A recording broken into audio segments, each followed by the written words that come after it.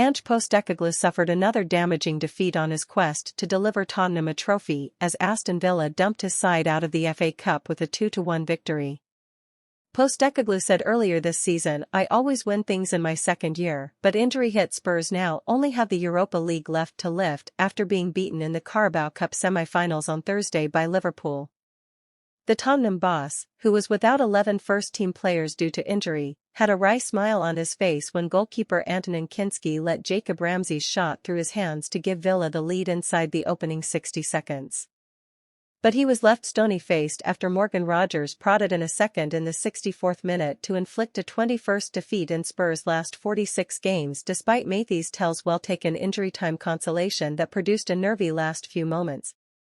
Spurs defender Kevin Danso missed a sitter late on, which proved even more costly when Tel guided a first-time effort into the net after Kinksy had once again denied Ramsey from piling even more misery on Postecoglou and chairman Daniel Levy, who watched from the stands as the away supporters routinely chanted for his resignation.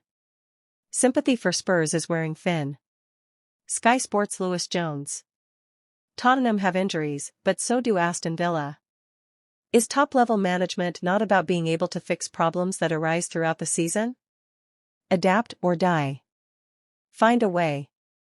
Well, Tottenham and Ange Postecoglou don't adapt. The Spurs boss yet again pointed to his injury list in the aftermath of this defeat, but the sympathy act is wearing a little thin now. Villa ended the match without a fit or available centre-back to pick from after Ezri Konsa joined their long list of absentees, yet Unai Emery found a way to get his team playing his football and still protected their potential vulnerabilities at the centre of their defence. That's how to fix problems. Tottenham are 14th in Premier League, 16 points behind 4th-placed Chelsea, and are now out of both domestic cup competitions. The final 3 months of this season are going to be a slog for watchers of this football team with nothing domestically to play for. It truly is Europa League or bust for Tottenham's season now, with or without Postecoglou in the dugout. Nothing really changes. We've got a couple of weeks now without midweek games. This group of players have done an unbelievable job for 2.5 months. I can't praise them highly enough for the effort they've put in for a small group of players playing twice a week since the middle of November. There'll be an opportunity to recover now and get some players back over the next couple of weeks. We look forward to resetting and finishing the season strong. Europe is important to us, and we're in a great spot there. We get some players back in the next couple of weeks as it gives us a rest and respite for a group that have been doing it for the past 2 months. We had 11 first-team players out today.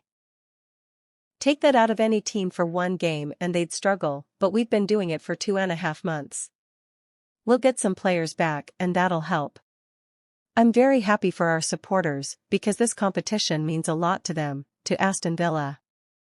We were here 2 years ago and we didn't get to the 5th round like we did today. How we got it was fantastic because I think we played a very good match.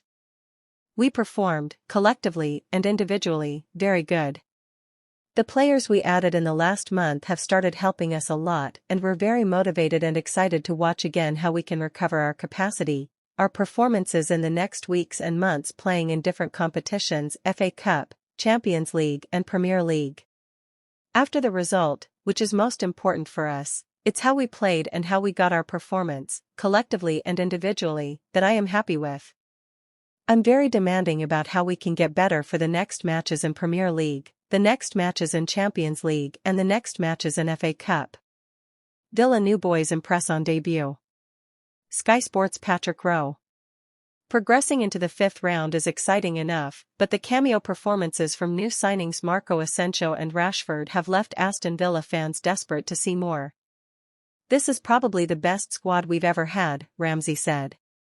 You see the bench with Daniel, Malen starting and Rashford coming on. The squad depth is unbelievable. The starting players have to raise their game as the players coming on are a big threat. Despite only spending a few training sessions with their new squad after signing in the final days of the January transfer window, Rashford and Asensio linked up seamlessly with their teammates and were unlucky to walk away without assists to their name. Emery now has an abundance of world-class talent at his disposal, but the same problem he experienced with Johan Duran prior to his move to Al Nassr now presents itself again. How can he use them all together? However, in terms of problems in football, it is the best one to have.